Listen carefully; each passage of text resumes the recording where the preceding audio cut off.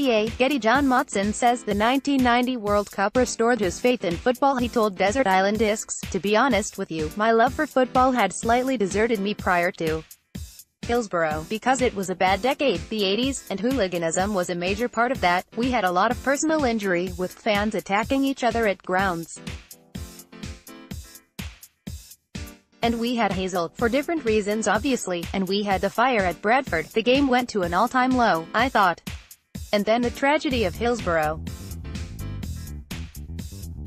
I did wonder whether football would get back on its feet after that. But I'll tell you what turned it. We had the 1990 World Cup within a year, England in the semi-final, Gaza's tears, Getty England team before the 1990 World Cup semi-final against West Germany. Motson joined the BBC in 1968 as a radio sports presenter and went on to commentate on more than 2,000 games, including World Cup and FA Cup finals.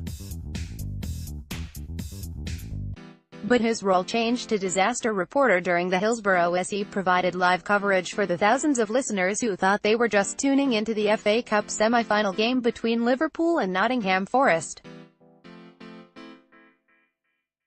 Motson was the first person to say there was no misbehavior on the part of the fans.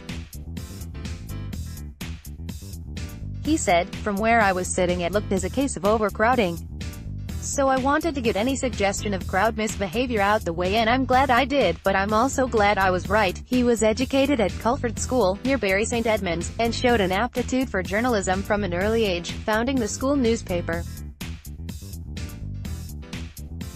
He also showed his love for football, something frowned upon at the rugby-loving school. He said, "It was a rugby school.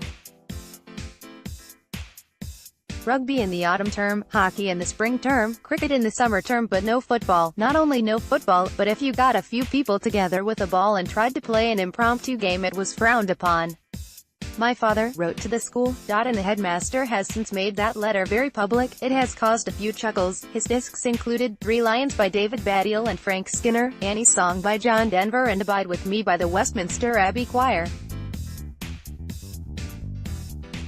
He also asked to take his running shoes as his luxury item and Catcher in the Rye by J.D. Salinger as his book. Desert Island Discs is on BBC Radio 4 today at 11:15 a.m.